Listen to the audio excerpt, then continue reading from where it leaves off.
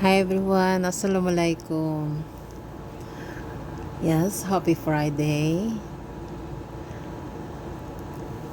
So ngayon, for this video, gagawa tayo ng chicken karay. So, yes, napakasarap at napakadali lang gawin. At ang ating ingredients ay kaunti lang. Oo, hindi maraming spice ito. So, nasa sa inyo kung gusto nyong bawasan. Kung gusto nyong ilagay, nasa sa inyo din. So, yes, ito nga.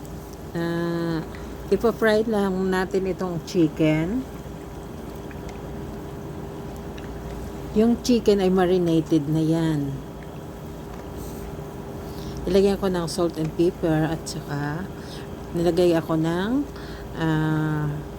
turmeric powder, cumin powder at coriander powder. Naglagay na tayo dito at counting karay masala. Yes, maglalagay tayo ng tomatoes. Yung tomatoes natin ay whole tomatoes.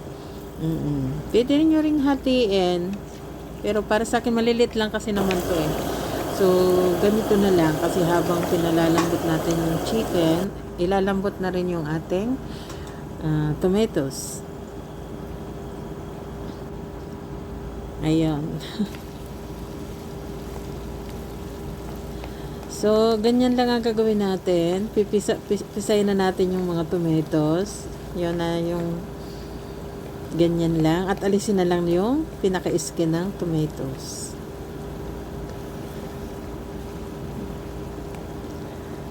So, hindi gaano itong maraming spice. Konti lang. Ayun, yun, nakita nyo yan. Alisin muna natin yung tomato na yan. Ganyan. Alam nyo ba guys na napakagandang gumamit ng tomato pag ganito. Yung mapulang-mapula ang tamis niya eh. At saka, sabi ko hindi tayo bibili ng mahal. So ngayon, naglalagay ako ng grated garlic and ginger. So yes, sa recipe ito wala tayong lalagay na onion. O, ganyan na siya. At maglalagay tayo ng green chilies at saka ginger. Parang garnish na yan. O, napakadali lang, diba? Yes, yung oil, inalisan ko pala siya guys kasi mas maraming oil, binawasan ko yung oil. So, ito na, nagda-dry na siya.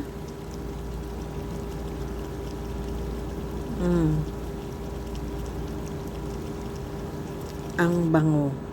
Yes, napakabango niya. At napakadali lang gawin. Yan. Naglalagay ako dito ng coriander leaves o kaya cilantro.